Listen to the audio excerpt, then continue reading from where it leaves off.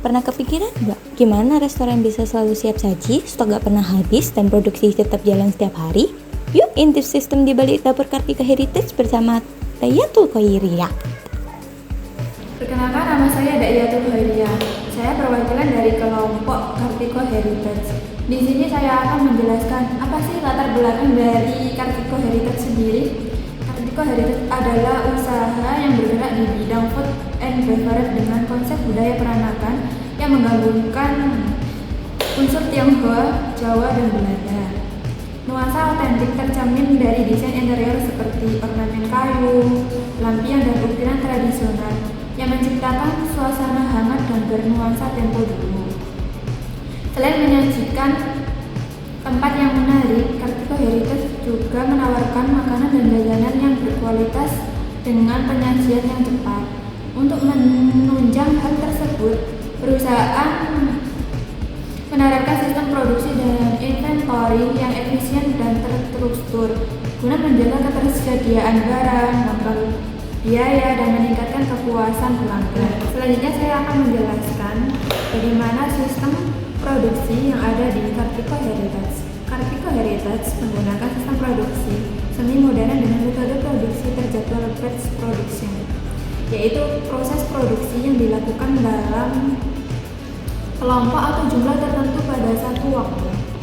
Sistem ini dirancang untuk menyelesaikan jumlah produksi dengan eliminasi permintaan harian dari setiap outlet. Dengan metode ini, perusahaan dapat mempermudah penjadwalan kerja staf produksi serta mempercepat proses pemenuhan permintaan dari outlet. Berikutnya saya akan menjelaskan alur produksi yang ada di Kartika Heritage. Di dalam Kartika Heritage sendiri terdapat beberapa alur produksi seperti: pertama, perencanaan menu; kedua, pembelian bahan; ketiga, penerimaan dan penyimpanan; keempat, persiapan bahan; kelima, proses memasak; keenam, proses kemas; ketujuh, masakan siap simpan; dan yang terakhir adalah kemudian serah terima dengan admin, adanya hasil real yang didapat untuk menjaga stabilitas.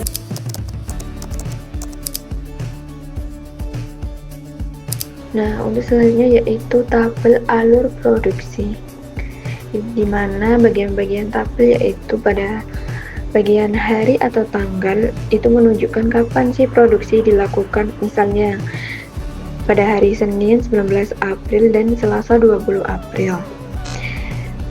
Dan di bagian nama item yaitu terdaftar produk yang akan diproduksi seperti ayam nasi goreng Kartiko, ayam bumbu rujak, sambal goreng tahu, dan urap-urap. Di bagian estimasi jumlah produksi, yaitu di perkiraan jumlah produksi yang direncanakan untuk hari tersebut. Contohnya, ayam nasi goreng Kartiko IR sama dengan 170 porsi. Dan selanjutnya total real, di mana di bagian ini jumlah produksi sebenarnya yang berhasil dibuat. Misalnya, estimasi 170 akan menjadi 181. Berarti di bagian ini ada kelebihan produksi dari estimasi. Kemudian saya akan menjelaskan alur inventory. Alur inventory sendiri terdiri dari beberapa bagian.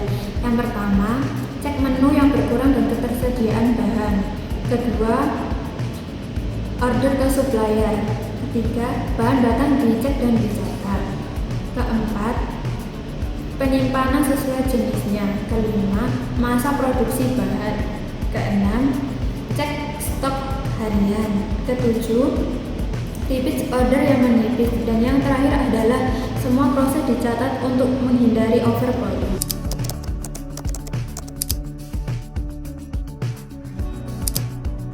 Menjelaskan mengenai tabel inventory harian, di mana pada tabel inventory harian ini terdapat jenisnya yaitu seperti keringan, di mana tabel ini menunjukkan data persediaan harian dari produk-produk keringan seperti kerupuk, koyo, dan garam. Di bagian minimum stok, yaitu terdapat stok minimum yang harus tersedia agar tidak kehabisan. Contohnya seperti mente, remuk, harus punya minimal 2 kg. Nah, di stok awal, yaitu jumlah stok yang tersedia di awal hari. Contohnya, kerupuk melinjo mulai hari dengan 18 bungkus. IN yang masuk, barang yang ditambahkan ke stok hari itu dari produksi atau pembelian. Contohnya banyak yang kosong, berarti tidak ada barang yang masuk. Out yaitu keluar, yaitu jumlah barang yang dipakai atau terjual hari itu. Contohnya bawang putih keluar 2 bungkus. Nah, di bagian total perhitungan akhir seperti stok awal ditambahin dikurangi out. Contohnya kerupuk udang sama dengan 19 ditambah kosong sama dengan 19 bungkus. Satuannya yaitu yang digunakan misalnya kilogram, bungkus, atau dus atau lusin. Seperti contohnya yaitu kerupuk gado-gado sama dengan bungkus 500 kg.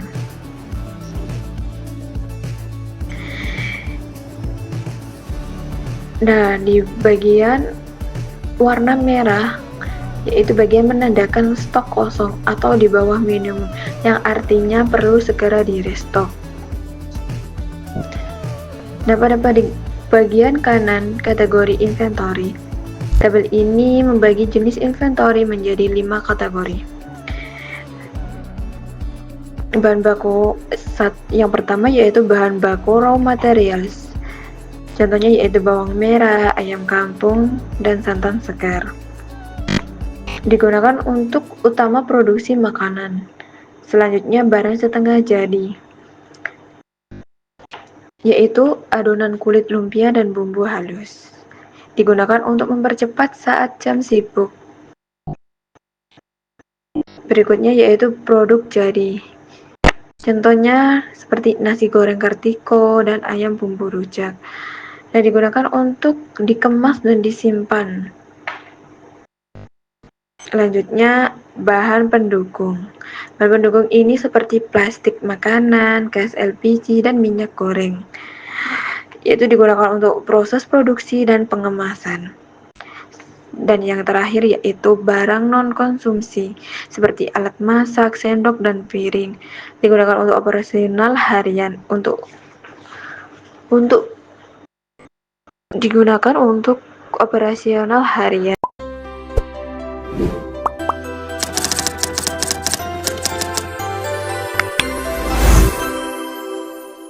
Nah, selanjutnya saya akan menjelaskan kelebihan dan kekurangan.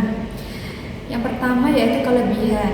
Apa sih kelebihan dari Kartiko Heritage sendiri? Yang pertama, proses kerja lebih cepat dan rapi karena produksi terjadwal dan persediaan tertata dengan baik. Selanjutnya, penerapan sistem FIFO dan pemantauan stok harian mencegah bahan kadaluarsa dan pemborosan. Selanjutnya, adanya penerapan SOP, rasa dan penyajian lebih terjaga. Selanjutnya, pembagian waktu kerja yang jelas dan kontrol persediaan mendukung hasil maksimal. Yang terakhir yaitu data penjualan dan stok membantu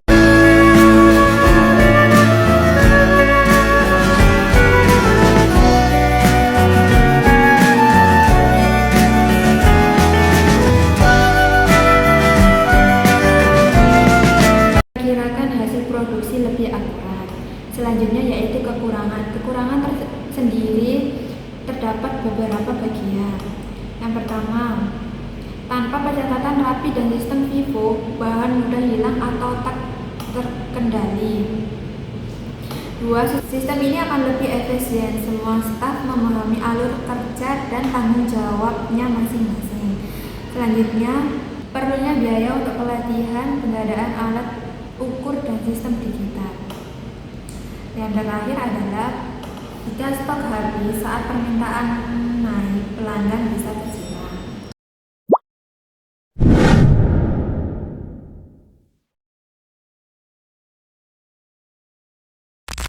Kesimpulan dari sistem produksi dan inventory. Kartiko Heritage menggabungkan konsep budaya peranakan dalam restoran modern. Sistem produksi dan inventory dijalankan secara terjadwal dan efisien dengan bantuan teknologi POS. Kombinasi metode FIFO dan perstok menjaga ketersediaan bahan baku. Meskipun menghadapi tantangan seperti aktuasi permintaan dan kebutuhan SDM, terlatih penggunaan teknologi membantu meningkatkan akurasi dan efisiensi operasional.